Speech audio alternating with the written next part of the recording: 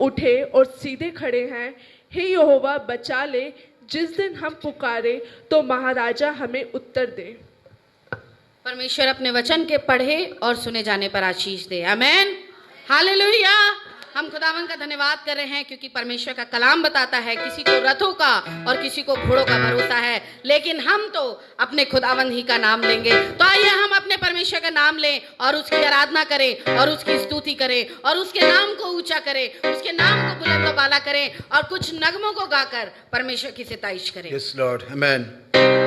मुझको मसीह के प्यार से कौन जुदा कर सकता है, उसकी बुलाहट से हमें कौन जुदा कर सकता है। मुझको मसीह के प्यार से कौन जुदा कर सकता है, उसकी बुलाहट से हमें कौन जुदा कर सकता है। मेरा है वो सरताज है वो,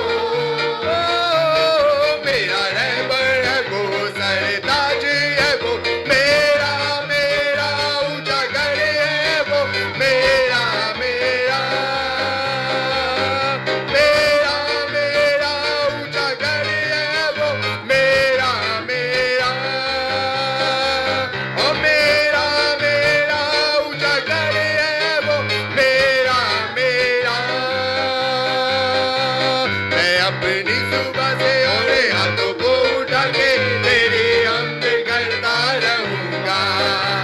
मैं अपनी सुबह से और हाथों को उठा के तेरी हमद करता रहूंगा। जो भी तेरी इच्छा है खुदाया मेरे जीवन से, उसको मैं पूरी करूंगा। जो भी तेरी इच्छा है खुदाया मेरे जीवन से, उसको मैं पूरी करूंगा। और मेरा रहबर है वो सरताज है वो, मेरा रहबर है वो सरताज है वो, मेरा मेरा ऊंचा घर है वो, मेरा मेरा मेरा मेरा ऊंचा घर है वो, मेरा मेरा। मुझको मसीह के प्यार से कौन जुदा कर सकता है, उसकी बुलाहट से हमें कौन जुदा कर सकता है। मुझको मसीह के प्यार से कौन जुदा कर सकता है, उसकी बुलाहट से हमें कौन जुदा कर सकता है। मेरा रहबर है वो सरताज है वो, मेरा रहबर है वो सरताज है वो, मेरा मेरा ऊंचा घर है वो, मेरा मेरा मेरा मेरा ऊंचा घर है वो, मेरा मेरा। मैं उम्र भर अपने यहोवा के नूरानी चेहरे का तलबगा रहूंगा। मैं उम्र भर अपने यहोवा के नूरानी चेहरे का तलबगा रहूंगा। क्योंकि यीशु ने खरीदा मुझे अपने लहू से, मैं उसका सदा ही रहूंगा। और क्योंकि यीशु ने खरीदा मुझे अपने लहू से, मैं उसका सदा ही रहूंगा। और हम राजी है वो, हम साया है वो, हम राजी है वो और हम साया है वो, मेरा मेरा हम ख्याल है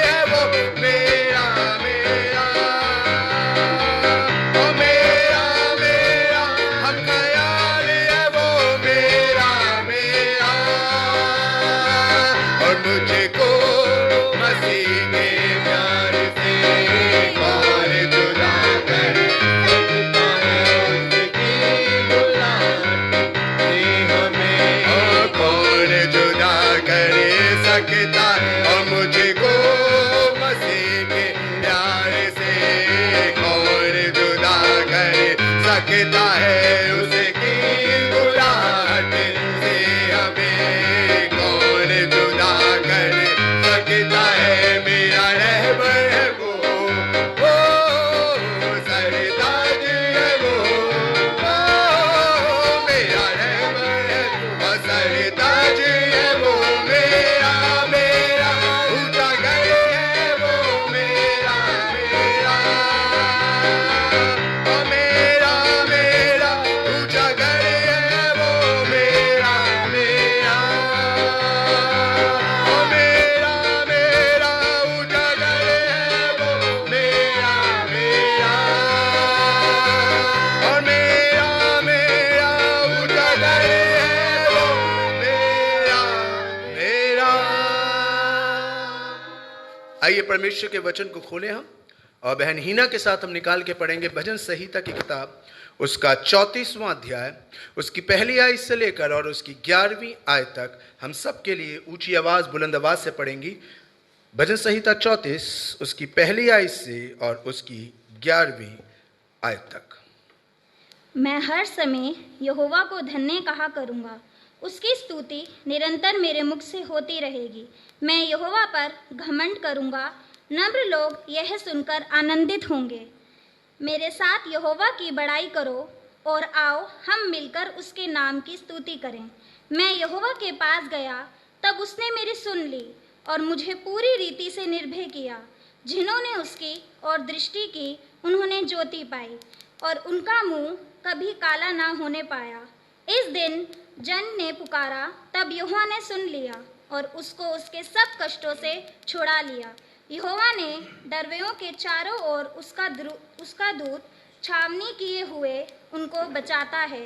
परख कर देखो कि यहोवा कैसा भला है, क्या ही धन्य है वह पुरुष जो उसकी शरण लेता है। हे यहोवा के पुत्र लोगों, उसका भय मानो, क्योंकि उसके डरवैयों को किसी बात की घटी नहीं होती। जवान सिंहों को तो घटी होती और वह भूखे भी रह जाते हैं, परंतु यहोवा के खोजियों को किसी भली वस्तु की घटी ना होगी। हे लड़कों, आओ मेरी सुनो, मैं तुमको यहोवा का भय मानना सिखाऊंगा। वह कौन मनुष्य है जो जीवन की इच्छा रखता और दीर्घायु चाहता है, ताकि भलाई देखें। अपनी जीभ को बुराई से रोककर और अपने मुख की चौकसी की, उससे छल की बात ना निकले।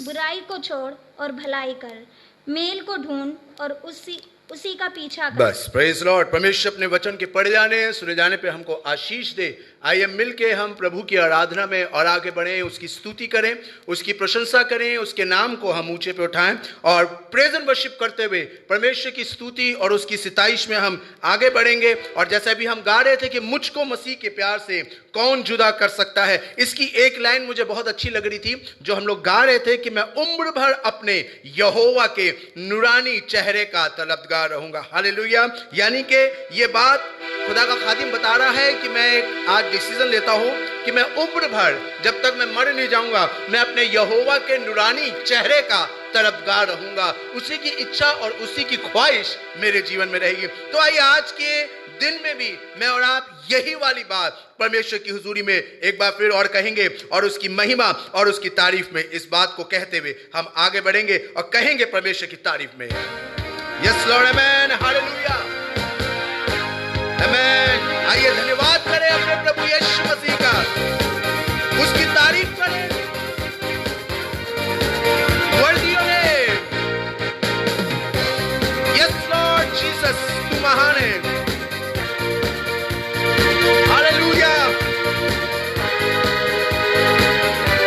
आमेन, यस जीसस, आमेन।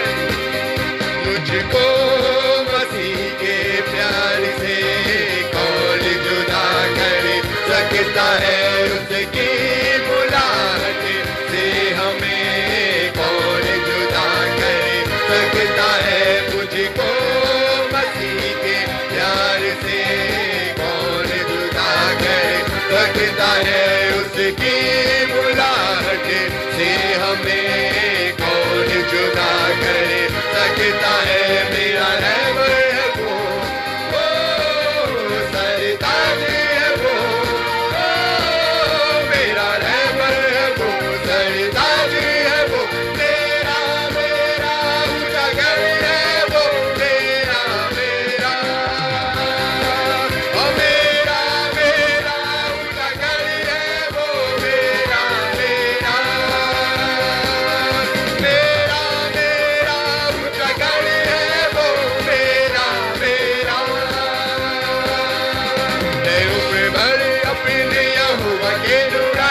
चेहरे का तलबगा रहूंगा।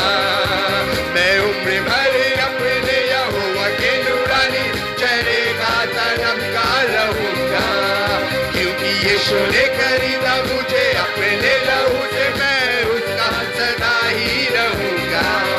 क्योंकि यीशु ने खरीदा मुझे अपने लहू से, मैं उसका सदा ही रहूंगा। अब मेरा रहबर है वो,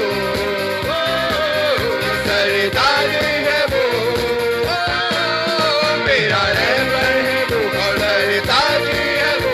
मेरा मेरा उजागर है वो, मेरा मेरा, अरे चल है, मेरा मेरा उजागर है वो, मेरा मेरा, ओ मेरा मेरा उजागर है वो, मेरा मेरा। यीशु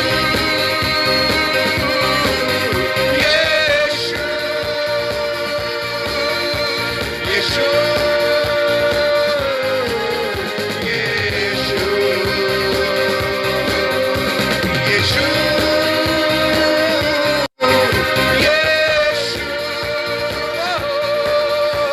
यीशु यीशु यहोवा यहोवा यहोवा यहोवा यहोवा यहोवा यहोवा यहोवा यहोवा यहोवा यहोवा यहोवा यहोवा यहोवा। अरे चल रहे मिलके प्रभु में, यहोवा यहोवा यहोवा यहोवा यहोवा यहोवा यहोवा यहोवा यहोवा यहोवा यहोवा यहोवा यहोवा यहोवा यहोवा यहोवा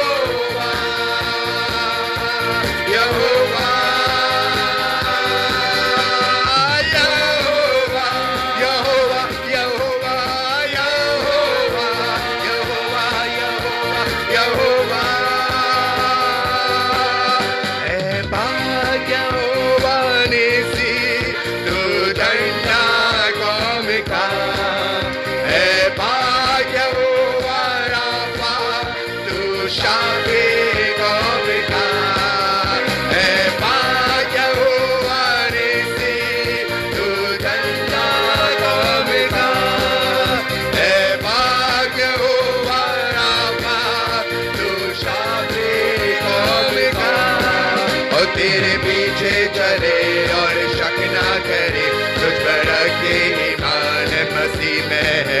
और तेरे पीछे चले और शक ना करे, तुझ पर रखे ईमान मसीह में है। और जो भी चाहे वो हो जाएगा। यहोवा यहोवा, यस लॉर्ड, यहोवा यहोवा यहोवा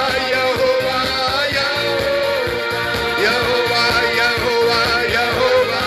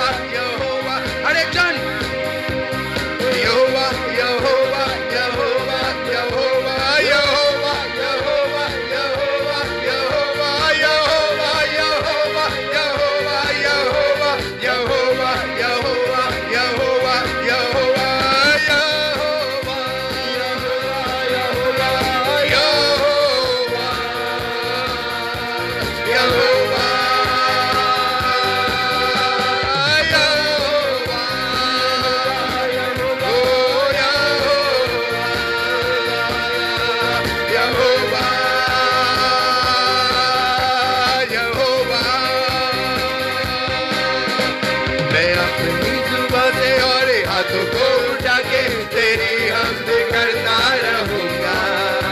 मैं अपनी जुबान से और हाथों को उठा के तेरी हमद करता रहूंगा। जो भी तेरी इच्छा है खुदाया मेरे जीवन से उसको मैं पूरी कर। कहे मिलके इस बात को, जो भी तेरी इच्छा है खुदाया मेरे जीवन से उसको मैं पूरी करूंगा। और मेरा रहबर है वो, और सरताज है वो,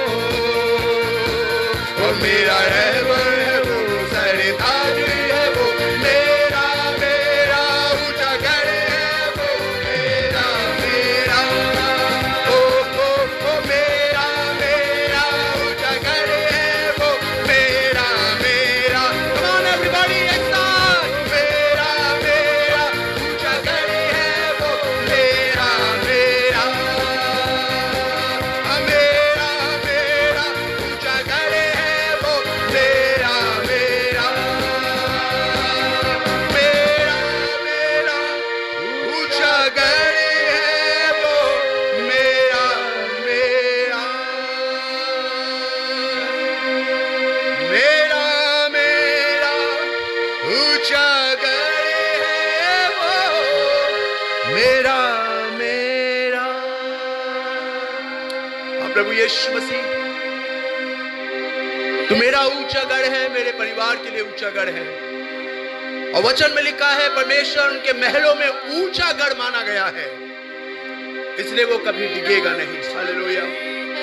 अगर आप चाहते हैं कि आप ना टलें, आप चाहते हैं आपकी आशीषें ना टलें, आप चाहते हैं आपकी चंगाई ना टले, आपकी शांति ना टले, उसका फजल आप पर ना टले, उसकी शफकत आप पे ना टले, अपने महलों में, अपनी जिंदगी में, अपने घरों में परमेश्वर को ऊंचा गढ़ बनाइए। हालेलुया। अपनी जिंदगी में अपने परमेश्वर को ऊंचा गढ़ बनाइए, क्योंकि जब हम अपने परमेश्वर को ऊंचा गढ़ बनाते हैं तब चीजें नहीं टलती हैं बल्कि बनी रहती हैं। हालेलुया। धन्यवाद हो यीशु, प्रभु तेरा धन्यवाद, राजा के राजा। Worship Jesus. हालेलुया। ये अपने परमेश्वर का धन्यवाद करे। Yes Lord, we worthy your name Lord Jesus.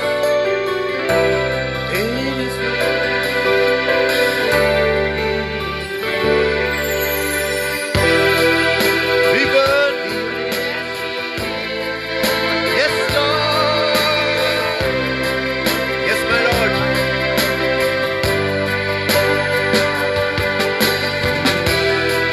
हाँ प्रभु तेरा धन्यवाद करते हैं, आज की सुबह में तेरी परस्तिश करते हैं, अपने हाथों को उठाते हैं, अपने मुख से कहते हैं, मेरी हर धड़कन में तेरा ही नाम हो, हर सांस की हो तू वजह, मेरी हर सुबह की तू शुरुआत हो, एहसास में हो तू बसा, मेरी हर धड़कन पे तेरा ही नाम हो, हर सांस की हो तू वजह, मेरी हर सुबह की तू शुरुआत हो, एहसास में हो तू बसा, न हो अब फासला तेरे मेरे दरमियां, अब तू रहे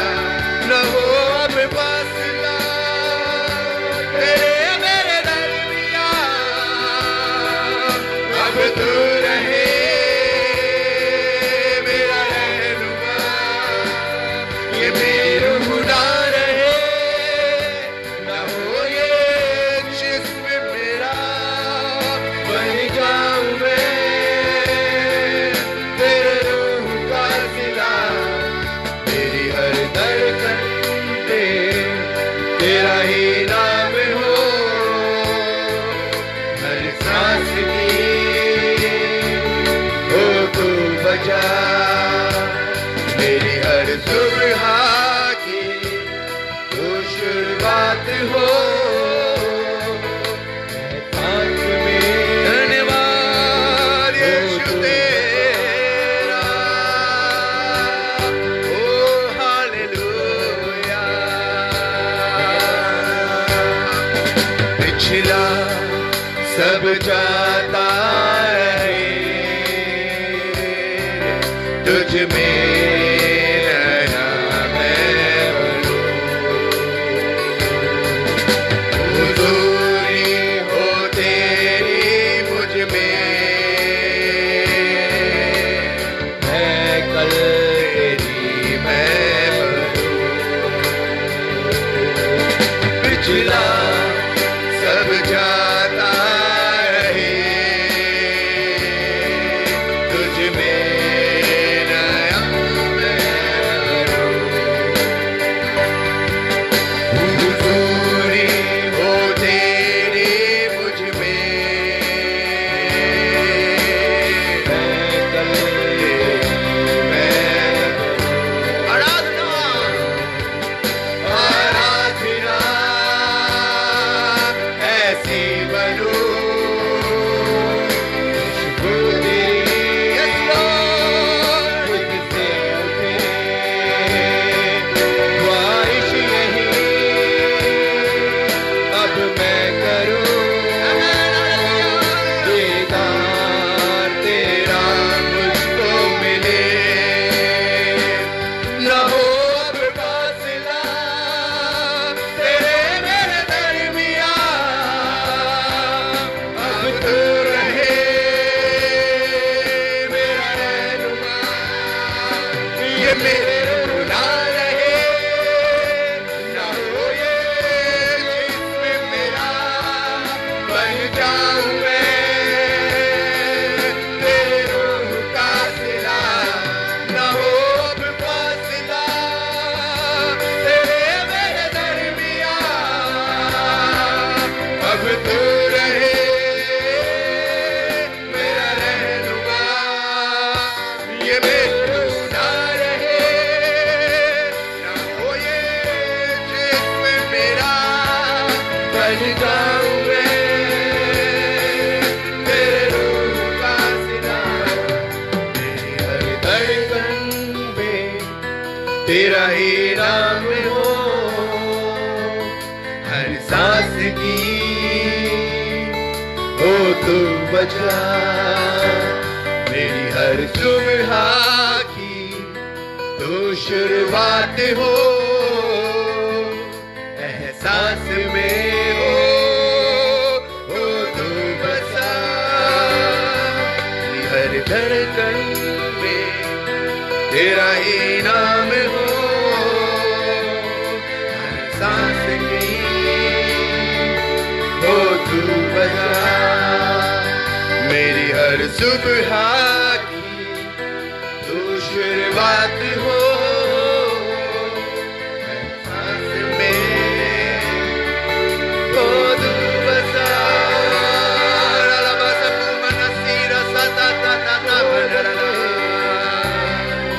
मेरे सांसों में तू बसा यीशु मेरी सांसों में तू ही बसा है तेरा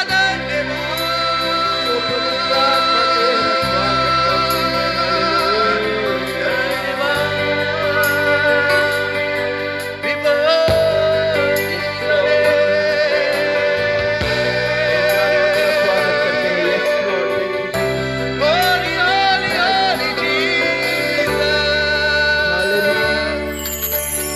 Worship Lord. आइए प्रार्थना करें हम। मैं दरख्वास्त करूंगा अपने पासबान से कि हम सब के लिए परमेश्वर से प्रार्थना करें।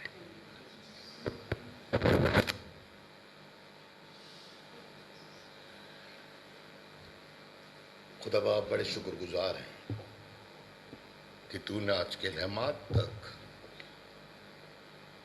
हम सब की मदद करी है। ये खूबसूरत वक्त तूने हमें देखने को बख्शा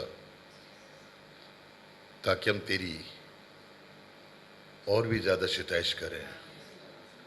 तेरी इस जर्रा नवाजी का जो तूने हमारे लिए करी, हमें अपने घर में लेकर आया, और हम निहायत ही शुक्रगुजार हैं तू हमसे अपनी इबादत करा रहा है। ये इबादत करने के लिए दुनिया में बहुत से लोग जिंदा नहीं हैं। इस कोरोना वायरस के चक्कर में खुदावन इबादत जुदा हो गई है, लेकिन खुदावन तूने हम लोगों को शर्फ हासिल होने दिया है कि हम इन क्रूशल डे में भी तेरी सिताइश करें, तेरी हमद करें, तेरे नाम को बुलंद और बाला करें। हाँ खुदा बाप, 2 नवंबर 1990 में जब तूने चर्चल खोला था, तूने वादा करा था मुझसे कि आज के बाद मेरी आंखें घर पे लगी रहेंगी, और हमें इस बात का फख्र है कि तेरी निगाहें हम सब पे लगी हैं, और जितने लोग तेरे घर में आते हैं खुदावन तो उनको बरकतों से भरपूर करता है।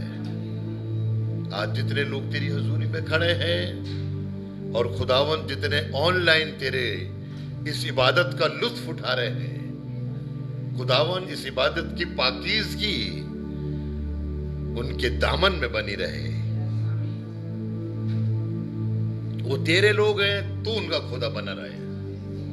उनकी जरूरतें आसमान से पूरी कर। इस मुश्किल दौर के अंदर तू अपने हाथों से थाम के रख। इस इबादत को आगाज से अंजाम तक आप ही के हाथों में सुपुर्द करा है, और हम जानते हैं जब हम तेरे सुपुर्द किए जाते हैं तो हमें इतना यकीन है हमारा बचाने वाला हमारी आखिर तक मदद करता है। सबको बड़ी बरकत दे, जलाल का वसीला बना।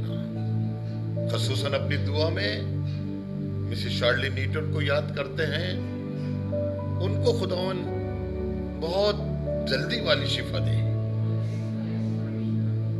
हम एलन रोकी एंथोनी के लिए दुआ करते हैं, खुदावन तू उसको सने शने ठीक कर रहा है, और हमें पूरा तवक्कुल है खुदावन आने वाले दिनों में हम उनको उनके ही घर में देखने पाएंगे, क्योंकि तू खुदा है, तू सब कुछ कर सकता है। हमारी निगाहें तेरे पे लगी हैं, और खसूसन हम इन 2 लोगों के लिए जरूर दुआ करते हैं, खुदा दोनों को चंगाई चाहिए। डॉक्टर फेल हो जाए हमें कोई परवाह नहीं है, गोलियां काम ना करें, इंजेक्शन काम ना करे, हमें ऐसी भी कोई फिक्र नहीं है। फिक्र है तो ये कि तेरा नाम हमसे जुदा ना होने पाए। अपने नाम कहते हैं चंगाई दे ताकि तेरी महिमा हो। आज की इबादत आपको अच्छी लगे, और हम सब इबादत करने वाले आपको अच्छे लगे।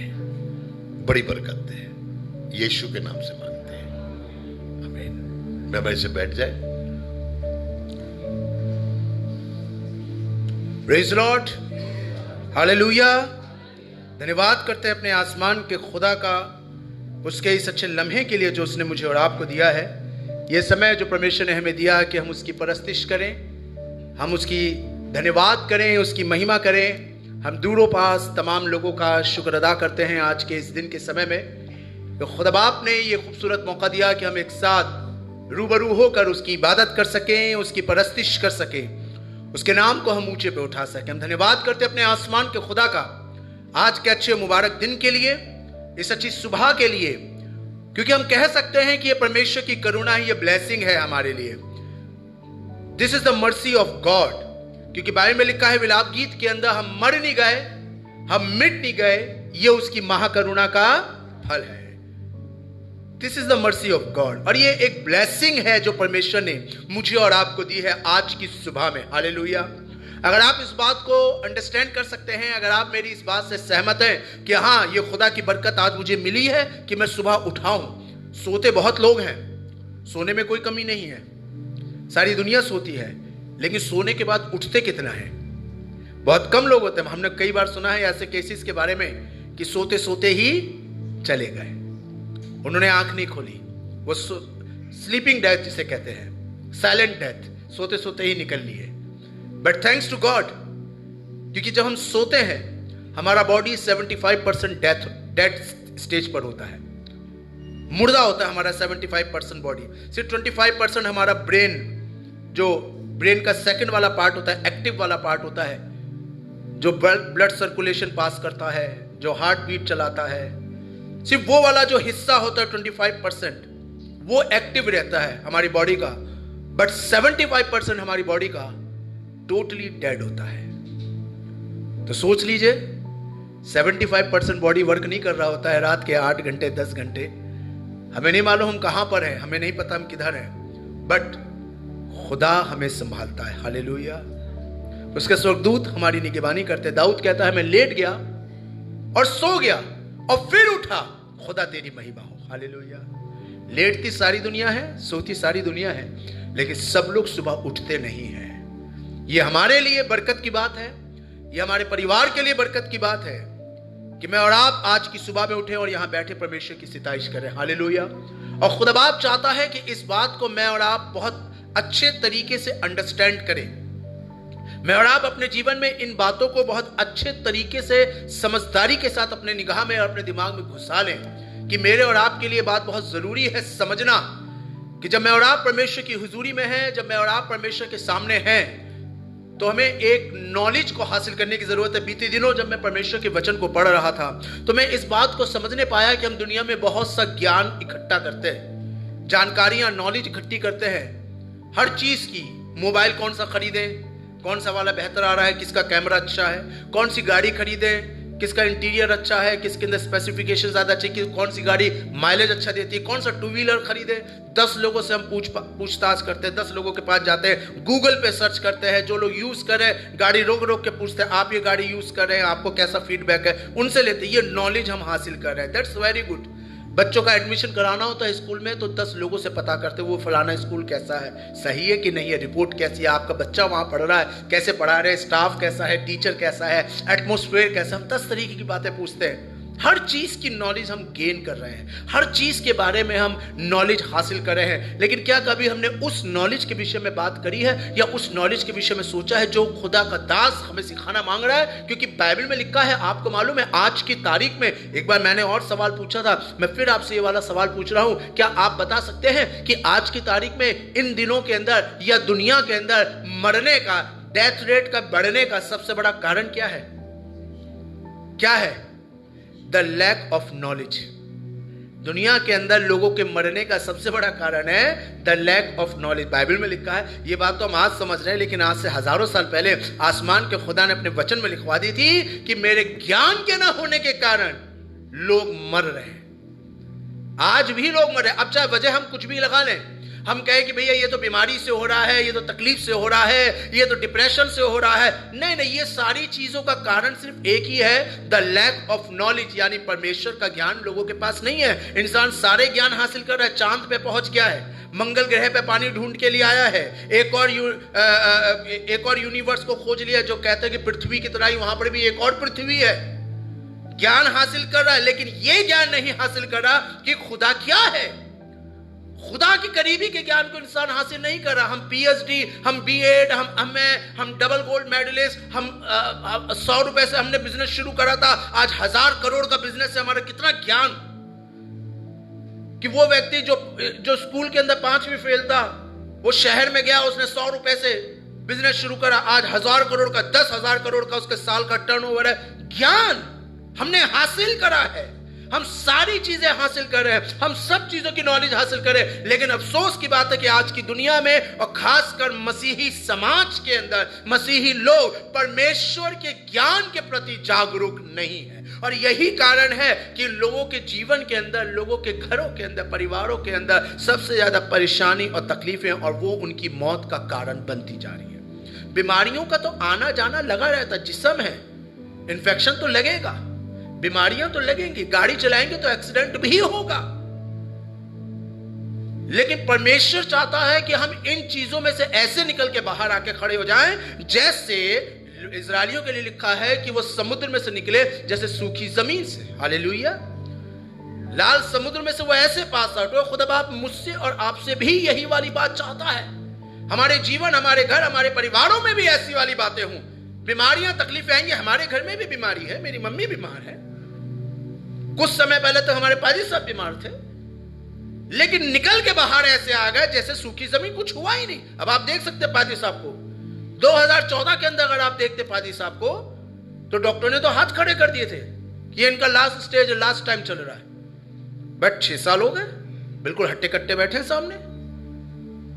वो ऐसे निकल के आ जाएंगे जैसे सूखी जमीन, और हम जानते हैं हमारी मम्मी के साथ भी ऐसी होगा।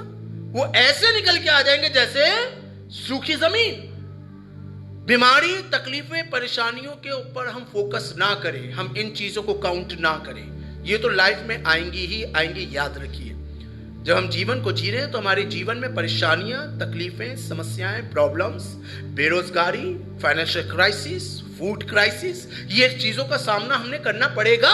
अगर ये चीजें ना हो तो परमेश्वर की महिमा कैसे पता चलेगी? हमारा विश्वास कहां काम आएगा?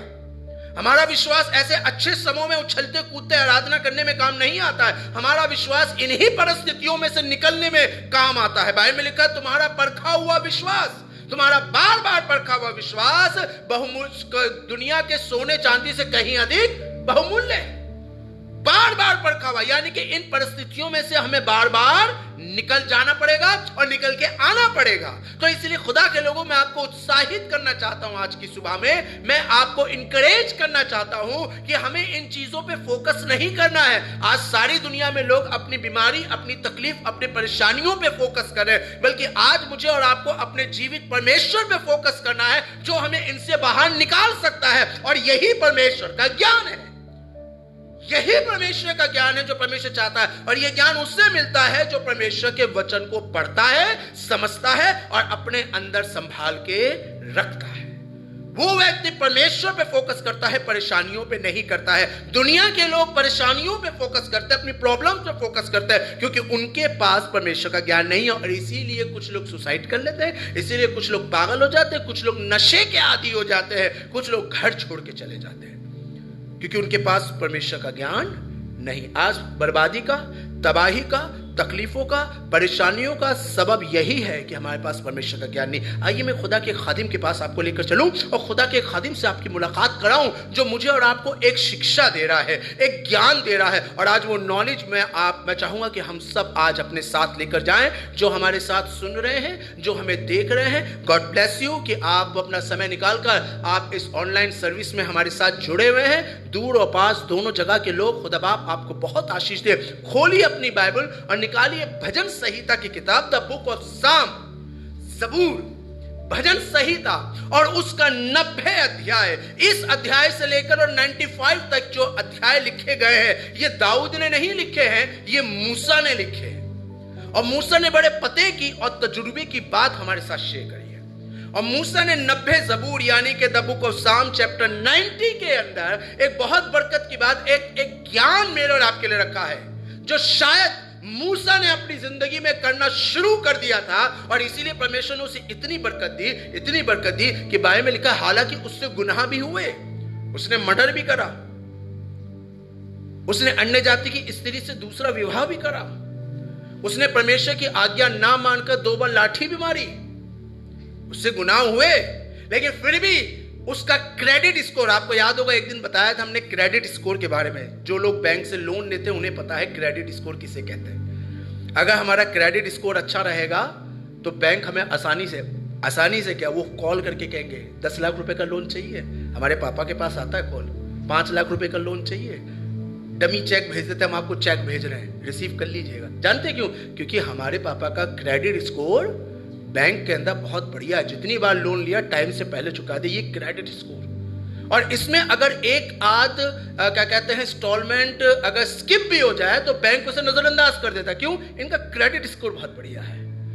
ऐसे ही हमें अपने स्पिरिचुअल क्रेडिट स्कोर परमेश्वर में बनाने की जरूरत है। अगर वो क्रेडिट स्कोर हमारा परमेश्वर में बढ़िया रहेगा तो मैं आपको बताऊं, अगर हमसे अनजाने में भी या गलती से भी गुनाह भी हो जाएगा जैसे इन लोगों से हुआ, खुदा उसे नजरअंदाज कर देगा, भूल जाएगा खुदा। बाइबल में लिखा, मैं तुम्हारे गुनाहों को चाहे किरमिजी रंग की क्यों ना हो उठा के पीठ के पीछे फेंक दूंगा, मैं देखूंगा नहीं, क्योंकि तुम्हारा क्रेडिट स्कोर इतना अच्छा है।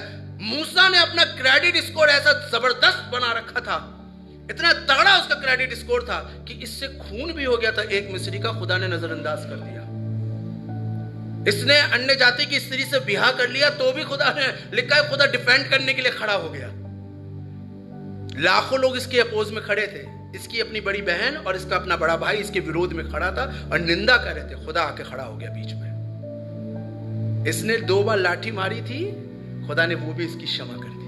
क्रेडिट इसको। और जानते क्या बरकत मिली इसे? हालांकि ये जा नहीं पाया उस देश के अंदर, जिस देश के बारे में बात कर रहे हैं हम, उस कनान देश में जा नहीं पाया, लेकिन उससे बढ़कर खुदा ने इसको बरकत दी। अगर खुदा ने वहां उसको पनिश करा कि तुम नहीं जाओगे, तो खुदा ने दूसरी बरकत उसे दे दी, वो लेवल कर दिया। क्या?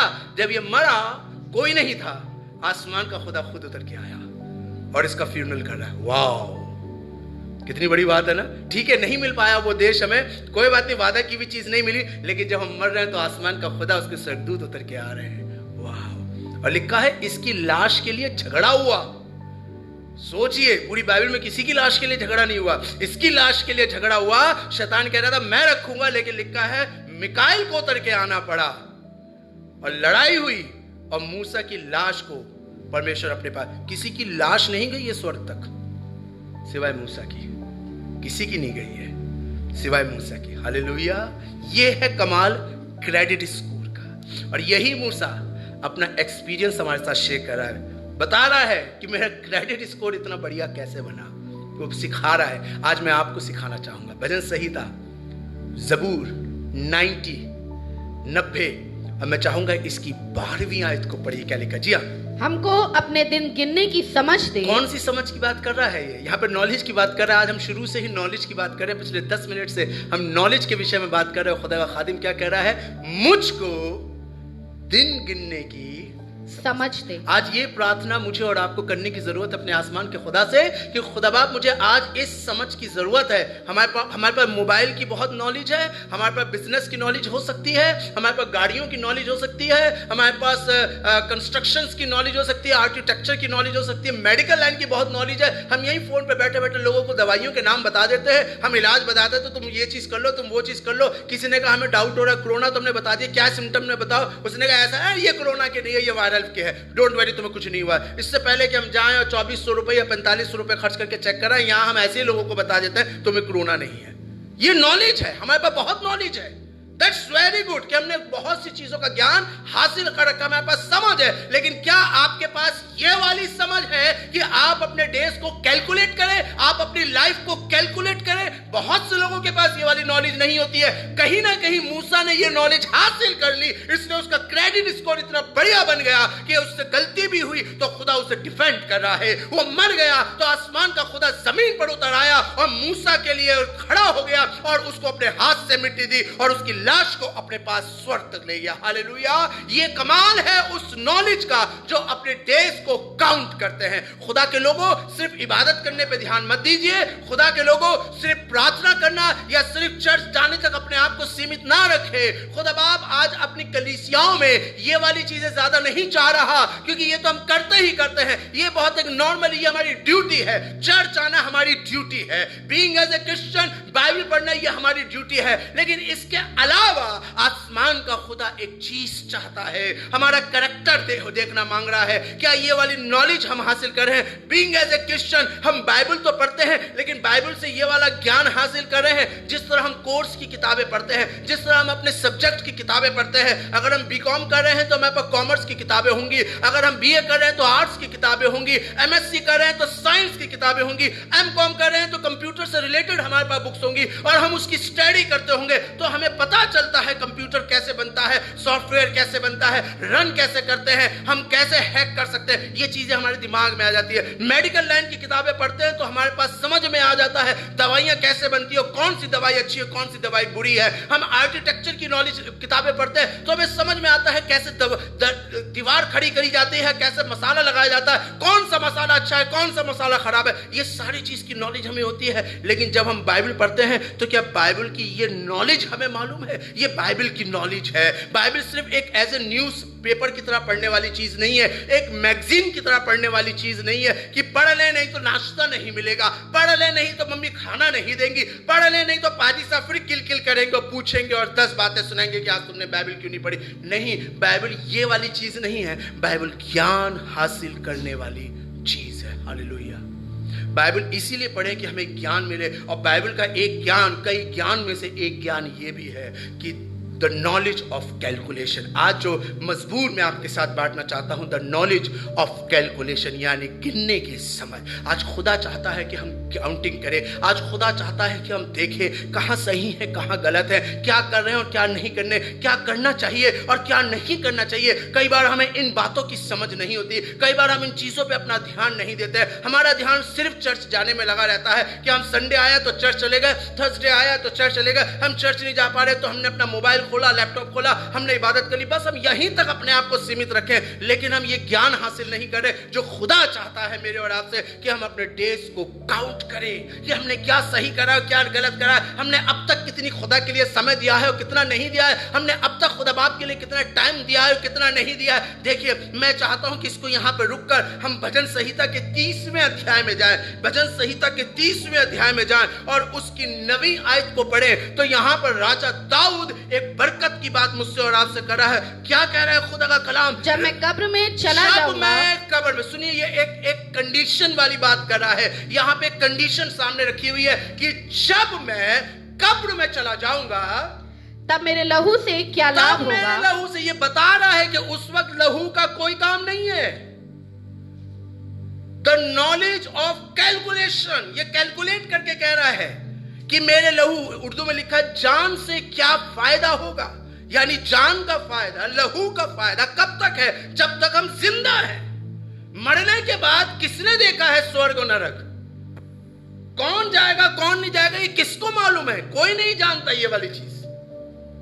लेकिन जब तक हम जिंदा हैं, हम अपनी जिंदगी को स्वर्ग और नरक बना सकते हैं। बाइबल में लिखा है, सुलेमान राजा कहता है, इस जमान के अधिकार में स्वर्ग और नरक दोनों हैं। अगर इसका इस्तेमाल करना जानेंगे तो हम अपने घर को स्वर्ग भी बना सकते हैं और अपने घर को नरक भी बना सकते हैं। वो तो बात की चीज है।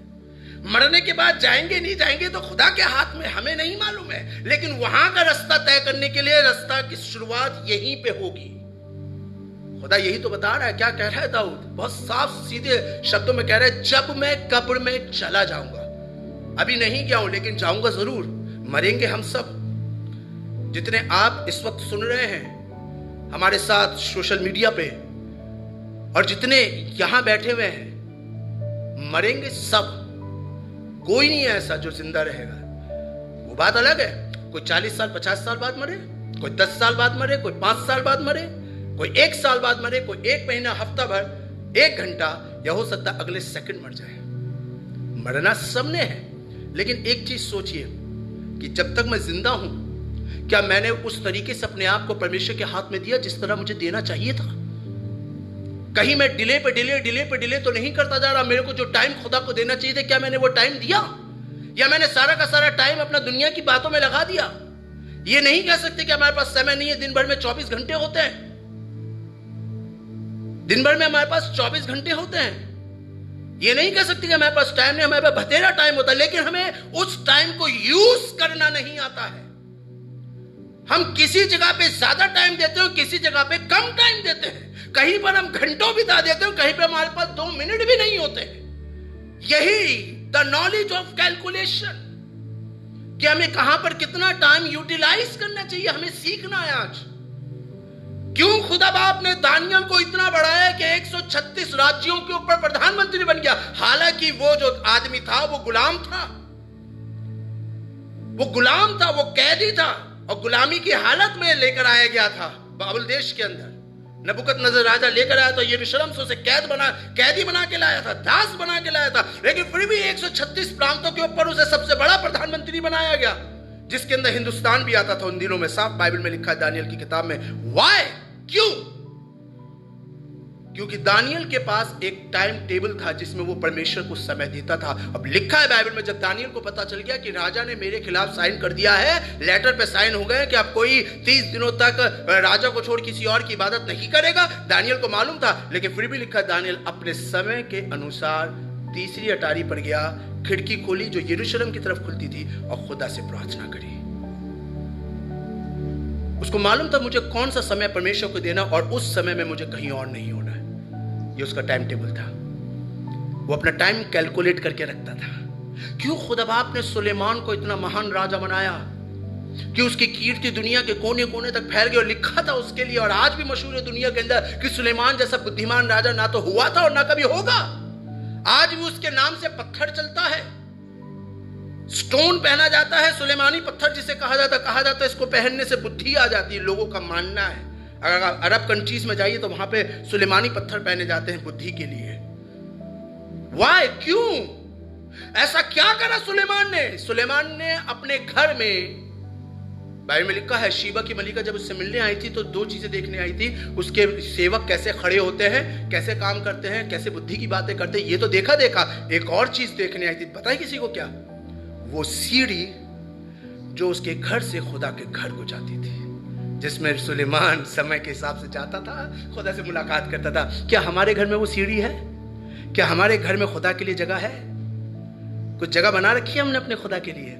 हम जब अपने घर का डेकोरेशन तय करते हैं, हम जब अपने घर का इंटीरियर डिसाइड करते हैं, जब कोई नया घर लेते हैं, हम नई जगह पर जाते हैं, हम सब चीज़ें जब प्रिपेयर कर रहे होते हैं तो हम कहते हैं ये वाली जो जगह है ये हमारा डाइनिंग रूम होगा, यहाँ टेबल लगेगी, या ऐसा वाला लैम्प शेड यहाँ लगाएंगे, ये ड्राइंग रूम होगा, सोफा इस साइड पर आएगा, यहाँ पर AC लगेगा, दीवार पर इस वाली दीवार पर हम TV लगाएंगे, ये वाला कारपेट होगा, ये वाला कलर ड्राइंग रूम का, ये डाइनिंग रूम का, बेडरूम का ये वाला कलर होगा, ऐसा वाला बेड लगाएंगे, हम बिल्कुल लॉबी के अंदर इस तरीके की पेंटिंग्स लगाएंगे, हम ये वाला कमरा बच्चों को देंगे, हम इस वाले कमरे में अपने डॉगी को रखेंगे, हम ये वाला स्टोर रूम बनाएंगे। हम सारी चीजें तय करते हैं अपने घर में, लेकिन अपने घर का कौन सा एक हिस्सा हमने ऐसा बनाया है, यहां बैठ के हम इस टाइम पूरा फैमिली दुआ करेंगे। कैलकुलेट करिए। This is the knowledge of calculation. सुलेमान के पास थी, तभी खुदा ने उसे इतना बुद्धिमान राजा बना दिया कि उसकी कीर्ति दुनिया के कोने कोने तक पहुंच गई। हालेलुया। क्यों खुदा बाप ने दाऊद को इतना महान राजा बनाया? क्यों? कि उसके वंश से यीशु मसीह पैदा हुआ। Why? What is the reason? क्या कारण था? वो तो गरीब खानदान, वो तो कहा जाता ना कि राजा तो राजा के घर से ही बनते, रॉयल ब्लड वाले कोई ये तो राजा के परिवार से था ही नहीं। हाँ, वो खुदा का वादा जो चल रहा है वो इट्स अ डिफरेंट थिंग। जो खुदा का प्रॉमिस अब्राहम से चलता आ रहा था कि तेरे घर में सदा राजा उत्पन्न होंगे, तेरे बच्चों को मैं राजगद्दी पे बैठाऊंगा, वो एक अलग चीज थी। बट दुनियावी हिसाब से दाऊद जो था वो रॉयल ब्लड नहीं था, वो शाही खून नहीं था, वो एक चरवाहा था। उसके खुद के भाई लोग सेनापति और सैनिक थे, फिर भी खुदा ने इसे राजा बनाया।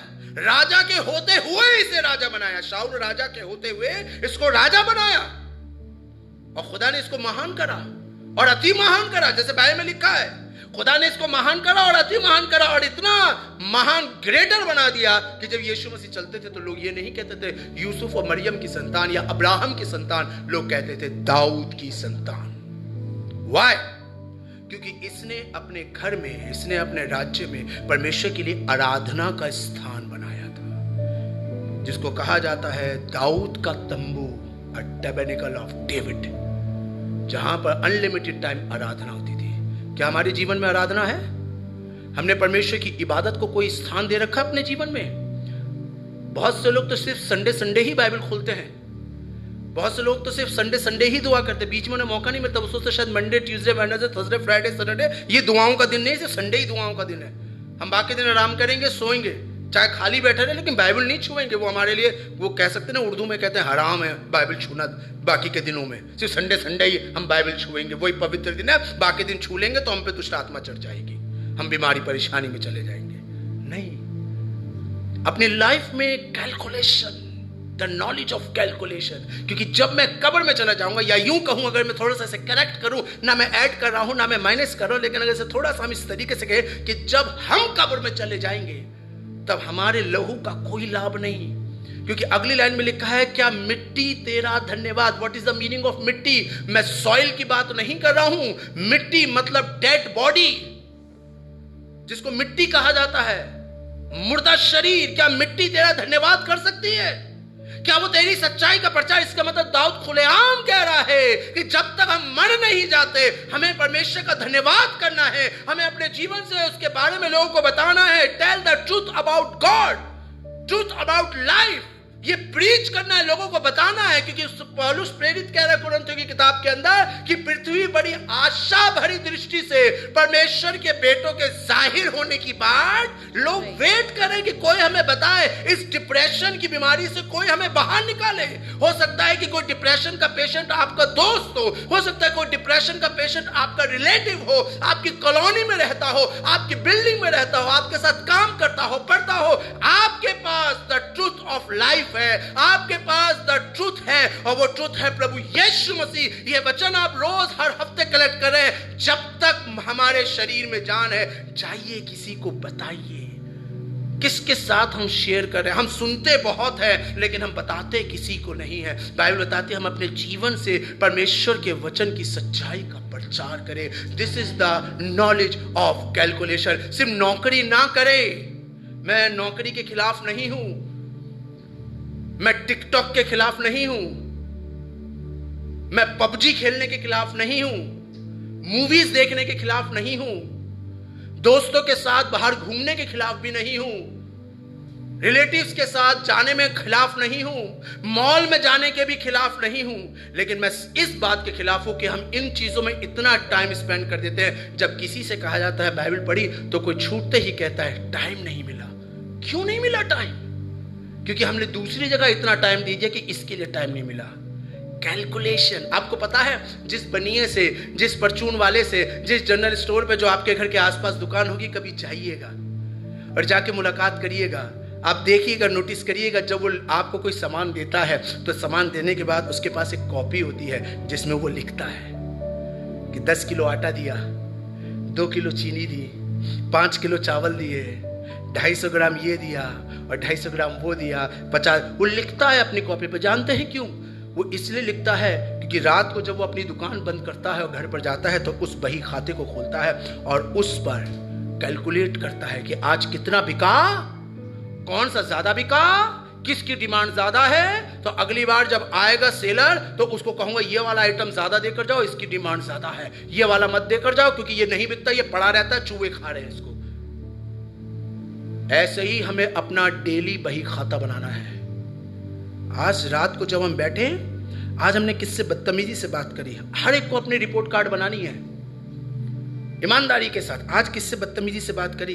आज मैंने मम्मी को ऐसे जवाब दिया था, आज मैंने पापा से ऐसे बात करी थी, मुझे ऐसे अपने साहब से बात नहीं करनी चाहिए थी, मुझे मेम साहब से ऐसे शब्द इस्तेमाल नहीं करने चाहिए थे, मुझे अपने बच्चों के साथ ऐसा रिएक्ट नहीं करना चाहिए। आज चर्च गए थे, पादरी साहब के साथ हमने हाथ नहीं मिलाया था, दिल से नहीं मिलाया था। पादरी साहब कुछ कह रहे थे, हम इग्नोर करके चलिए, ये हमसे आज गलती हुई है, आई एम सॉरी खुदा। पादरी साहब आज हमसे गलती होगी, मम्मी सॉरी मुझसे गलती होगी, पापा सॉरी मैंने आज आपको कल सुबह मैंने आपको ऐसा कह दिया था, I am really very sorry. The day calculation, ये कैलकुलेशन, ये है नॉलेज ऑफ द कैलकुलेशन। ये खुदा चाहता है हमारे, जिसके पास ये वाली समझ आ जाएगी ना, उसके जिंदगी के दिन बेहतर होते चले जाएंगे। हालेलुया।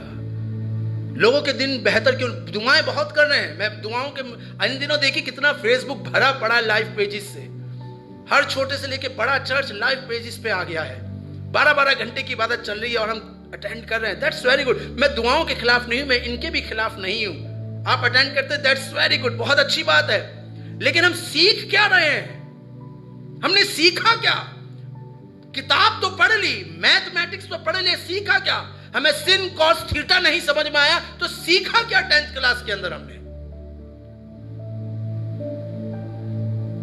अगर हमें 360 डिग्री का एंगल बनाना नहीं आया, 90 डिग्री का एंगल माइनस करने नहीं आया, x² + y² करना नहीं आया, तो हमने ज्योमेट्री में सीखा क्या? बाइबल तो हम डेली पढ़ रहे हैं, सीखा क्या? क्या सिखा रही Bible? The knowledge of calculation. आए खुदा तू मुझे दिन गिनने की समझ दे कि मैं बुद्धिमान हो जाऊं। ये लिखी ना अगली लाइन, मुझे दिन गिनने की समझ दे कि मैं बुद्धिमान। ये चीज हमें बुद्धिमान बनाती है। हम सोचते कि शायद ज्यादा पढ़ना बुद्धिमान बनाता है, वो दुनिया भी हिसाब से बनाएगा, लेकिन दुनिया भी बुद्धि काम नहीं आती। जब इंसान डिप्रेशन में होता है, अभी हमने सुना था 2 हफ्ते पहले एक एक्टर के बारे में, बहुत रुपया था, बहुत फेमस था, इतना रुपया था कि चांद पर भी मकान खरीद लिया। इतनी अकल थी कि दोनों हाथों से लिखता था। इतनी बुद्धि का फायदा क्या हुआ कि जब परेशानी और तकलीफें आई तो सुसाइड कर लिया। अभी 2 दिन पहले हमने एक लड़की के बारे में पढ़ा न्यूज के अंदर, 16 साल की फेमस टिकटॉक स्टार, कितने फैन फॉलोइंग्स थी, महीने के 1.5 लाख रुपए कमाती थी। ज्यादा ही कमाती होगी तो बता, तो 1.5 लाख रहे, ज्यादा ही कमाती होगी। उसका घर दिखाया, आलीशान कमरा, ब्रांडेड कपड़े, कई कंपनी के साथ उसका वो फिक्स होता है, जो वो था, टाई अप था, जो उनके ड्रेसेस और मेकअप सामान वो इस्तेमाल करती थी। लाखों रुपए महीना कमा रही है। क्या हुआ, लाइफ में हल्की सी प्रॉब्लम आई, सुसाइड के लिए। 16 साल की लड़की, बुद्धि बहुत है बट परमेश्वर का ज्ञान नहीं है। परमेश्वर का ज्ञान होता तो शायद वो हरकत ना करते। जानते हैं क्यों? क्योंकि खुदा का ज्ञान हमें बुद्धिमान बनाता है, ये वाला ज्ञान नहीं बनाता है। ये ज्ञान सिर्फ जीवन को आगे बढ़ना सिखाएगा, लेकिन जीवन जीने का तरीका परमेश्वर का वचन सिखाएगा। इसलिए खुदा का कलाम ये वाली बात कह रहा है, मुझे दिन गिनने की समझ दे। मैं सिर्फ एक छोटी सी बात आपको बताना मांग रहा हूं। कहने को बहुत कुछ है मेरे पास, लेकिन सिर्फ एक छोटी सी बात मैं आपको बताना मांग रहा हूं कि जब भी हम अपने दिन की शुरुआत करें, किसी के पास मोबाइल है? क्योंकि मेरा तो लगा हुआ है। कोई अपना मोबाइल, बैठे होंगे यहाँ पे, आपके पास होंगे, कोई एक जन मोबाइल दे दे अपना प्लीज। कोई बात नहीं, हमारे हाथ सैनिटाइज्ड है, कुछ नहीं होगा। थैंक यू भाई। हम डेली अपने, जब हम दिन में उठते हैं, देखिए मैं बताना मांग रहा हूं जो मैंने सीखा है कि डेली जब आप अपने दिन की शुरुआत करें, मैं बता रहा हूं the days of calculation, the knowledge of calculation, कि जब आप अपने दिन की शुरुआत करें तो अपने दिन की शुरुआत बहुत ही ज्यादा ग्रेजुएट होके करें, यानी कि आभार व्यक्त करते हुए, अपने आप को खुदा बाप का धन्यवाद करते हुए अपनी लाइफ में एक स्पेस रखे, स्पेस बनाइए। हर एक चीज में एक स्पेस बनाए। हम लोग स्पेस नहीं बनाते हैं। अगर टिकटॉक देख रहे हैं तो घंटों घंटों उसी में लगा दिया।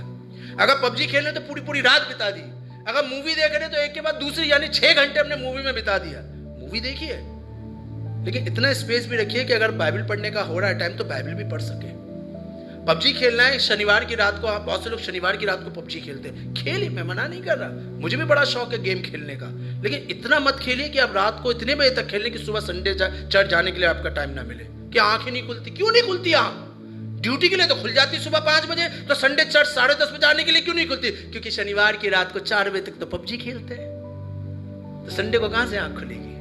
दिन भर के थके हुए वैसे और फिर पबजी में लग गए। खेलिए, लेकिन एक स्पेस रखिए कि मुझे सुबह चर्च भी जाना है। एक स्पेस रखिए कि मुझे बाइबल भी पढ़नी है। मैं टीवी भी देखूं, मैं मूवी भी देखूं, मैं दोस्तों के साथ घूमने भी जाऊं, लेकिन मैं बाइबल भी पढूं। आज शाम को प्रार्थना, थर्सडे शाम की सर्विस है, मैं ड्यूटी भी जाऊंगा, ड्यूटी के बाद अपने दोस्त से भी मिलना है, लेकिन उसके बाद आज शाम की आराधना है, मुझे वहां पर भी जाना है। एक स्पेस, और वो जो स्पेस होगा उस स्पेस को परमेश्वर के साथ फिल करिए। मैं आपको तरीका बता रहा हूं कैलकुलेशन का, कि चीजों को कैसे मैनेज करें। जैसे भाई, आपने ये मोबाइल कब खरीदा?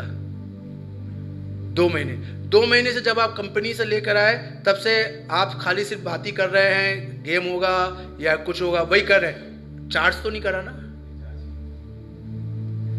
हर कोई करता है कि कोई कंपनी से आया बस तभी से लगे बड़े, बैटरी इतनी अच्छी दे दी कि 2 महीनों की बैटरी खत्म नहीं हुई। करते हैं ना चार्ज?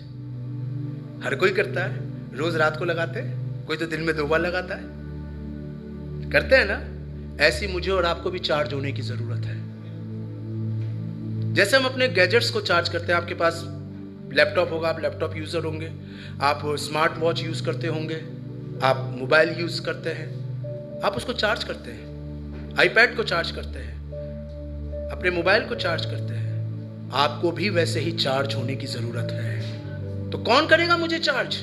B positive. परमेश्वर की बातों से अपने आप को चार्ज करिए, परमेश्वर की इबादत से अपने आप को। जो इबादतें होती हैं, जो प्रार्थनाएं कही जाती है, जो बाइबल पढ़ना कहा जाता है, ये कोई हमारे लिए रस्म नहीं है, कोई कस्टम नहीं है कि ईसाइयों में ईसाई हो गए तो भैया अब तो बाइबल पढ़नी पड़ेगी। ये कस्टम वाला हिसाब नहीं है, ये बल्कि इसीलिए ताकि हम चार्ज किए जाएं अपने आप को। ये हमारा परमेश्वर को आभार व्यक्त करना है। खुदा बाप तेरा धन्यवाद और तेरा शुक्र हो, जहां इतनी महामारी में लोग मर रहे हैं but I am safe, my family is safe. बेरोजगारी के बावजूद मेरे घर का खर्चा अच्छा चल रहा है। ये आप परमेश्वर के प्रति ग्रेजुएट कर रहे हैं, आप परमेश्वर के प्रति आभार व्यक्त कर रहे हैं, आप परमेश्वर के प्रति धन्यवादी हैं। ये आप अपने आप को प्रतिदिन सुबह उठकर चार्ज करते हैं। आप प्रति रात परमेश्वर की हुजूरी में बैठकर बात करके अपने आप को रिचार्ज कर रहे हैं। कैलकुलेट करिए अपने आप को, अपने डेज को, कि क्या मैंने आज करा। अगर मोबाइल चार्ज नहीं करेंगे तो शायद आप अगले दिन इसको यूज नहीं कर सकते हैं, क्योंकि चार्ज ही नहीं है। तो मैं कौन सा वीडियो चलाऊं, मैं किससे बात करूंगा? अगर मैं चार्ज नहीं होऊंगा तो मैं काम कैसे करूंगा? तो सोचिए, जस्ट इमेजिन, हम बिना चार्ज के कितने दिन तक चल सकते हैं? जस्ट इमेजिन, मैं बिना चार्ज के कितने दिन चलूंगा? मुझे चार्ज होने की जरूरत है, इसलिए मुझे टाइम स्पेस रख के उस स्पेस के अंदर परमेश्वर के पास जाना है और अपने आप को चार्ज करना है। यीशु मसीह भी तो करते थे, दिन भर लोगों के साथ खिदमत कर रहे हैं, बीमारों को ठीक कर रहे हैं, कलाम सुना रहे हैं, रात के समय अकेले में गए, प्लग लगाया अपने और बाप के पास होता था उसका सॉकेट और अपने आप को चार्ज कर रहे हैं। डेली नाइट अपने आप को चार्ज कर रहे हैं, रात भर चार्ज होते थे उनकी बैटरी और फिर सुबह उठते थे और देन फिर काम पर जाते थे। इतने चार्ज हो जाते थे कि दुष्ट आत्माएं 100 मीटर दूर से देख के भाग जाती थी। हालेलुया। इतने चार्ज हो जाते थे कि बस वो पांव जमीन पर रखते थे और 36,000 दुष्ट आत्माएं कांप जाती, क्योंकि वो चार्ज अपने आप को प्रतिदिन एक स्पेस रखते थे, भीड़ से, लोगों से एक स्पेस। क्या हमने वो स्पेस बनाया अपनी लाइफ में? आज अपने जीवन में झांक कर देखिए, ये जरूरी है आज मेरे और आपके लिए कि मैं और आप अपनी लाइफ में स्पेस बनाएं। दूसरी चीज जो बहुत जरूरी है, करने की जरूरत है, और वो ये है कि do the small things rightfully. छोटी छोटी बातें सही करिए। कई बार हम छोटी छोटी चीजों पे ध्यान नहीं देते हैं, हम छोटी छोटी बातों का धन्यवाद नहीं करते, हम छोटी छोटी चीजों के प्रति खुदा के साथ समय नहीं बिताते जो मुझे और आपको करने की जरूरत है। ये हमारे एटीट्यूड को, हमारे बिहेवियर को, हमारे कैरेक्टर को बहुत अच्छा करेंगी अगर आप छोटी छोटी चीजों पे ध्यान देंगे। आपको मालूम है टाइटैनिक जहाज डूबा क्यों? बहुत बड़ा जहाज था, बहुत बड़ा जहाज था। वर्ल्ड की हिस्ट्री में कहा जाता है अनसिंकेबल शिप, बहुत बड़ा था, लेकिन छोटी सी चीज को नजरअंदाज कर दिया गया। छोटी छोटी बातें उसके अंदर नहीं थी, जो छोटी छोटी चीजें करी जा सकती थी। ठीक, शायद उस दिन जो 1,500 लोग मरे थे वो शायद ना मरते अगर छोटी छोटी बातों पे ध्यान दिया जाता। बट उसका जो कैप्टन था, उसका जो कमांडर था, उसका जो कंस्ट्रक्ट करने वाला था, वो इतने ज्यादा ओवर कॉन्फिडेंट हो गए थे कि उन्होंने छोटी छोटी चीजों पे ध्यान देना बंद कर दिया। 50,000 टन का वो जहाज, लाखों करोड़ों रुपए का बना हुआ वो जहाज, जिसको कहा जाता था, क्लेम किया जाता था अनसिंकेबल, उसके ऊपर लिखा हुआ था टाइटैनिक द अनसिंकेबल शिप, उसके ऊपर लिखा हुआ था ये चीज। जब कहा गया था, उसके वहां के कैप्टन ने कहा कि भाई इसके अंदर जो किश्तियां लाइफ बोट है बहुत कम है, 10 है, कम से कम 25 या 30 होनी चाहिए। तो वहां का जो बनाने वाला था उसने कहा डूबेगा ही नहीं, उसने इस छोटी चीज को नजरअंदाज कर दिया। बताया जाता है कि सामने जो आइसबर्ग है उसके पास से निकालो, ये वाला एरिया आइसबर्ग से भरा हुआ है। आइसबर्ग का मतलब होता है कि ऊपर जितनी छोटी दिखती है उससे 10 गुना पानी के अंदर होती है। लेकिन उसने कहा बनाने वाले कुछ नहीं होगा, मजबूत है, ले चलो। और हम सब जानते हैं वो कैसे डूब गया। हम भी अपनी लाइफ में छोटी छोटी बातों को नजरअंदाज कर जाते हैं। क्या हो गया इस बार स्किप कर दिया, क्या हुआ इस बार टाइथ नहीं दी, क्या हुआ इस बार हमने संडे चर्च नहीं गए, क्या हुआ बाइबल नहीं पढ़ी तो क्या हुआ दुआ नहीं करी, बाद में कर लेंगे, अभी टीवी देख लें उसके बाद कर लेंगे, अभी पहले गेम खेल लें इसके बाद। हम स्किप कर जाते हैं चीजों को, और यही चीज हमारा कैरेक्टर बिगाड़ देती है। हाय खुदा, तो मुझे दिन गिनने की समझ दे कि मैं बुद्धिमान हो जाऊं, क्योंकि बुद्धिमान लोग बड़ी चतुराई के साथ चलते हैं। जब मैं पढ़ रहा था इफिसियों की किताब, उसका 5वां अध्याय और उसकी 15वीं आयत को, तो वहां पे लिखा है बुद्धिमानों की नाई चलो, बेवकूफों की नाई नहीं। दुनिया में बहुत से लोग आज बेवकूफों की तरह चल रहे हैं।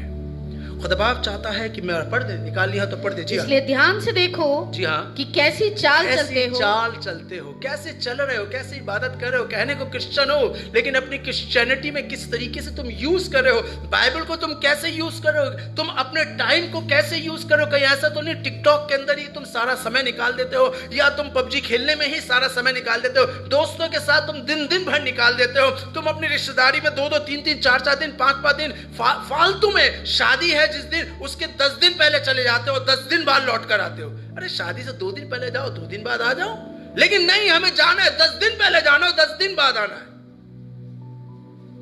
गलत नहीं है शादी में जाना, रिश्तेदारी में जाना, लेकिन कैलकुलेट करो क्या सही है। और जब पादी साहब बुलाते हैं कि इबादत में टाइम नहीं है हमारे पास, वहां 10 दिन जाना और 10 दिन आने का टाइम था 20 दिन का। जो काम 4 दिन का या 5 दिन का हो सकता था, 15 दिन एक्स्ट्रा लगा दिया। लेकिन यहां पर चर्च में आने का, इबादत करने का, भाई साहब के साथ मीटिंग में जाने का, खुदा की खिदमत करने का, वो वाले टाइम हमारे पास नहीं होता।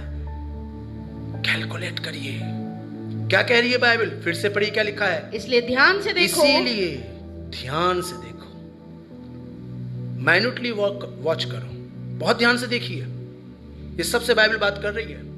इसीलिए ध्यान से देखो कि कैसी चाल चलते हो। चाल चलते हो। अगर तुम्हारी चाल में कुछ गड़बड़ हुआ, चाल का मतलब सिर्फ चलना नहीं है, चाल का मतलब है आपका character, your character in Christianity, कि तुम्हारा कैरेक्टर कैसा है परमेश्वर में, तुम कैसे वर्क कर रहे हो, द वेज ऑफ मैन, तुम्हारे काम करने का तरीका क्या। ध्यान से देखो कि तुम कैसे कर रहे हो, कैसे इबादत कर रहे हो। क्या तुमने स्पेस रखा, क्या उस स्पेस को तुमने परमेश्वर के साथ फिल करा, क्या अपने आप को चार्ज करा। तुम्हारी बैटरी तो डाउन हो चुकी है, तुम जाके शैतान से लड़ोगे तो क्या खाक शैतान बीमारी तुम्हारे घर से जाएगी। ध्यान से देखो कि कैसे चाल चलो। मैं चाहूंगा इसको खोल के रखो, कोई मेरे लिए विलाप गीत की किताब उसका पहला अध्याय और उसकी 9वीं आयत मेरे लिए पढ़ दे। विलाप गीत की किताब उसका पहला अध्याय और उसकी 9वीं आयत पढ़ी। क्या लिखा? जी हाँ, उसकी अशुद्धता उसके वस्त्र पर क्या है। लिखा है? और उर्दू में लिखा है, पहला अध्याय 9वीं आयत उर्दू में पढ़ दीजिए। बहन गोल्डी आप पढ़ दीजिए उर्दू में ऊंची आवाज में। लिखा है उसकी नजासत, उसके अशुद्धता, गंदगी। जो व्यक्ति अपने बारे में कैलकुलेशन याद नहीं रखता है, अपनी चीजों को ठीक तरीके से करेक्टली कैलकुलेट नहीं करता है, तो क्या लिखा है? उसकी नजासत, उसका कूड़ा, जिसको कह सकते हैं उसका कूड़ा उसके दामन पे है, उसी की गोदी में गिरेगा उसका कूड़ा। हम अपना कूड़ा साफ करने में लगे पड़े, लेकिन हमारा कूड़ा वापस उठ के हमारी गोदी में आएगा अगर हमने अपना कैलकुलेशन सही नहीं रखा। फिर से पढ़ी, दोबारा पढ़ी। क्या लिखा? जी उसकी अशुद्धता उसके वस्त्र पर है। उसकी अशुद्धता उसके वस्त्र पर है। उसने अपने अंत का स्मरण ना रखा। उसने अपने आखिरत का याद है। क्या लिखा है? अपने अंजाम के बारे में नहीं सोचा कि होगा क्या मेरे साथ। जो व्यक्ति कैलकुलेट नहीं करता ठीक तरीके से, उसकी सारी गंदगी, उसकी सारा कूड़ा उसी की गोदी में आ जाता है। हालेलुया। जो व्यक्ति अपने अंत के बारे में नहीं सोचता, मुझे और आपको, तभी तो देखिए दाऊद क्या कह रहा था अभी भजन संहिता 30 में, जब मैं कब्र में चला जाऊंगा, वो अपने अंत के बारे में सोच रहा है। और यही चीज परमेश्वर को अच्छी लगी। मूसा के बारे में अगर बात करें तो उसने अंत के बारे में सोचा, तभी तो लिखा है इब्रानियों की किताब 11वें अध्याय के अंदर लिखा है, उसने मिस्र का खजाना ठुकरा दिया क्योंकि वो आने वाली चीजों को देख रहा था। ओ वाह, पढ़ लीजिएगा आप इब्रानियों की किताब 11वां अध्याय, उसमें लिखा वो आने वाली चीजें देख रहा था। वो उसका मतलब उसे दिख गया तो उसी वक्त कि मैं जब मरूंगा तो खुदा मुझे कब्र में आएगा मेरे को मिट्टी देने के लिए। तो उसने कहा इससे बड़ी चीज क्या हो सकती है। तो मिस्र का खजाना उसके आगे हाथ का महल है। उसको दिख गया था वो वाली चीजें, और इसीलिए उसने अपने अंत को अच्छा करने के लिए, अपने लास्ट टाइम को अच्छा करने के लिए, उसने प्रेजेंट टाइम के अंदर खुदा के साथ कैलकुलेशन सही बनानी शुरू करी। क्या हम कर रहे हैं? देखिए, अगर खाली जमीन के ऊपर किसान सही समय पर अगर जुताई और बुआई ना करे तो उसमें जंगली पौधे उग जाते हैं। राइट टाइम पे काम करने की जरूरत है। ये जमीन खाली है, अगर इसे खाली छोड़ देंगे, इसको यूज नहीं करेंगे राइट टाइम पे, इसके ऊपर परमेश्वर का वचन, इसमें परमेश्वर की आत्मा, परमेश्वर की इबादत, उसकी उपस्थिति, उसकी प्रेजेंस को यूज नहीं करेंगे तो जंगली पौधे उगाएंगे। फिर मत कहिए कि मेरा बेटा जंगली हो गया, मेरा आदमी जंगली हो गया, मेरी औरत जंगली हो गई। जब लाए थे तो बड़ी गाय की तरह थी, अब सींग मारती है। जब लड़का देखा था तब तो बहुत अच्छा दिखता था, रणबीर कपूर दिखता था, अब तो शक्ति कपूर वाली हरकतें हो गई इसकी। ये जंगली क्यों हुआ? पैदा जंगली नहीं हुआ था, पैदा तो बहुत अच्छा हुआ था। ये जंगली इसलिए हो गया कि जो खाली जगह थी वो तुमने ध्यान नहीं दिया उसके ऊपर, और उस खाली जगह को तुमने ऐसे ही छोड़ दिया। दुनिया भी उसूल है ये खुदा का एक प्राकृतिक असूल है। अगर खाली जमीन के ऊपर किसान समय पर हल नहीं चलाएगा, उसमें मेहनत नहीं करेगा, तो उसमें जंगली ऊंट कटार उगाएंगी। ठीक उसी तरीके से अगर हम अपने आत्मिक जीवन के ऊपर सही समय पे काम नहीं करेंगे, ये समय है, ये वाला समय इबादत का है, ये वाला समय खुदा के पास जाने का है, ये वाला समय टीवी देखने का, ये वाला समय बाइबल पढ़ने का, टाइम टेबल एडजस्ट करिए। नहीं तो कहीं ऐसा ना हो कि ऊंट कटारे और जंगली उगाए, फिर हम चाहे कितनी दुआ करते रहें कोई फायदा नहीं होगा। उसने अपने अंत के बारे में नहीं सोचा, इसलिए उसका कूड़ा, उसकी नसाजत, उसकी गंदगी उसके दामन पे रहेगी। फिर चाहे वो कितनी दुआ करे, चाहे वो कितना बपतिस्मा ले ले, उसका दामन शुद्ध नहीं हो पाएगा, क्योंकि उसने अपने अंत के बारे में, एसाव ने अपने अंत के बारे में नहीं सोचा था। वो अपने प्रेजेंट सोच रहा था कि मेरा पेट दर्द कर रहा है, भूख से मुझे खाना नहीं मिला, ये पहलौठेपन का अधिकार मेरे किस काम का, मैं इसे बेचता हूं। याकूब तू ले ले इसको।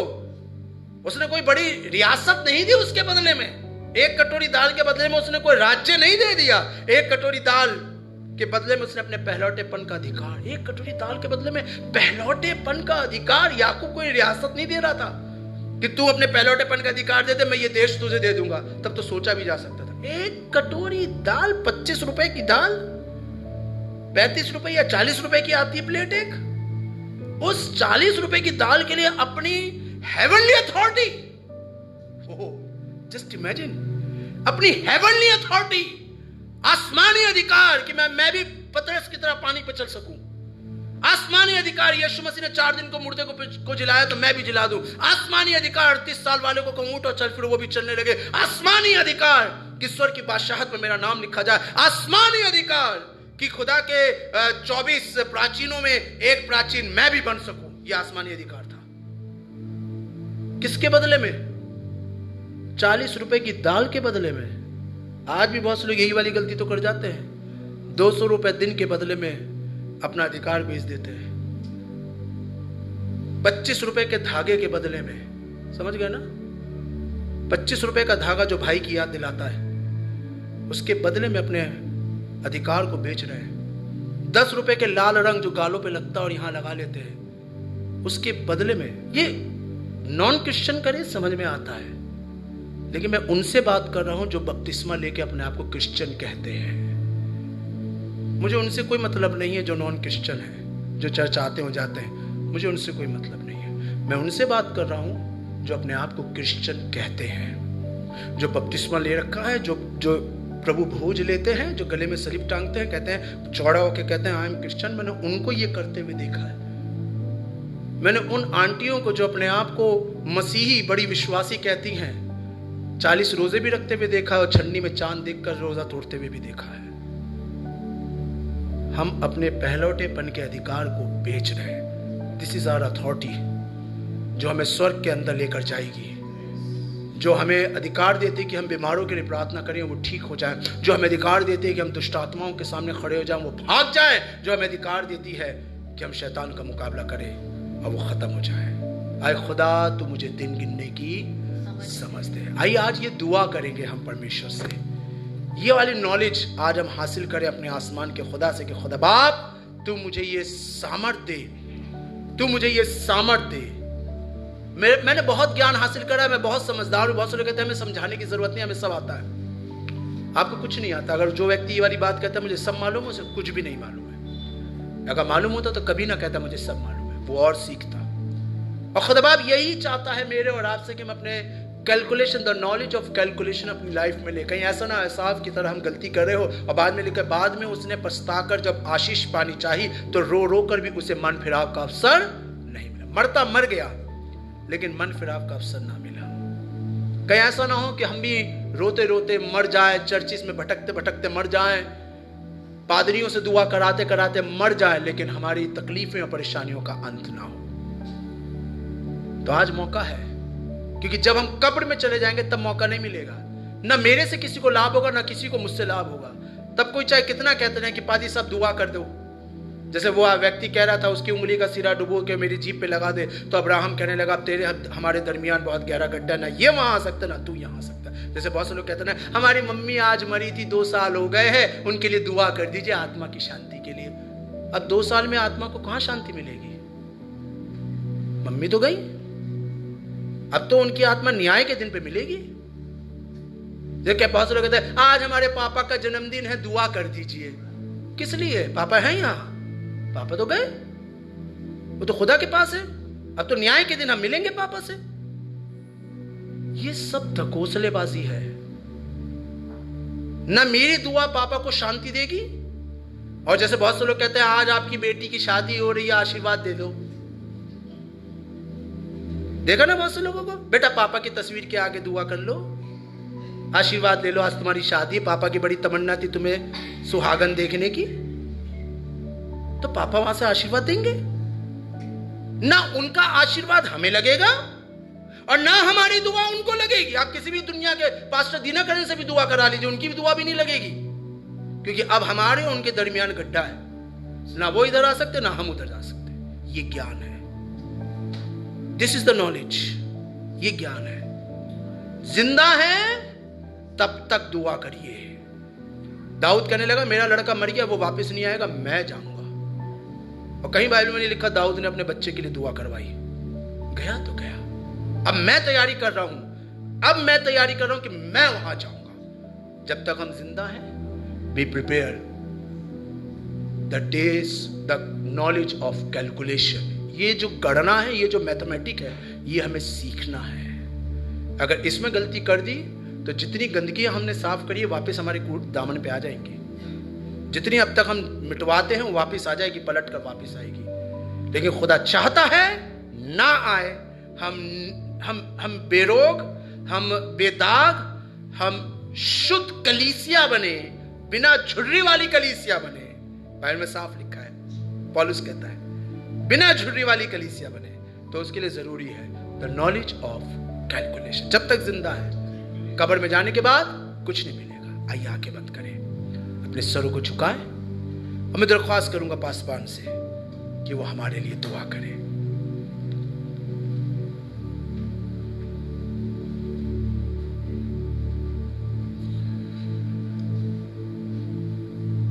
जब मैं आपके लिए दुआ कर रहा हूं तो आप भी अपने लिए दुआ करिए।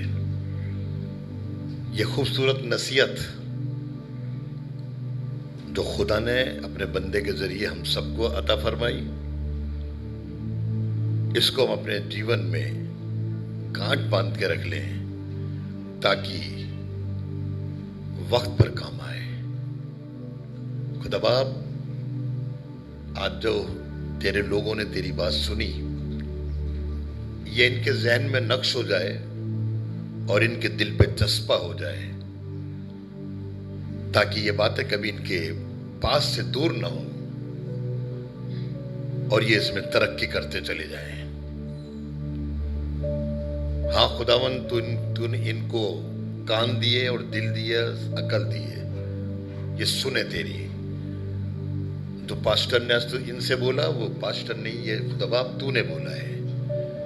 और तू यही चाहता, आए इस्राएल, अगर तू मेरी सुन लेता तो मैं तेरे दुश्मनों को जल्दी मगलूब कर देता।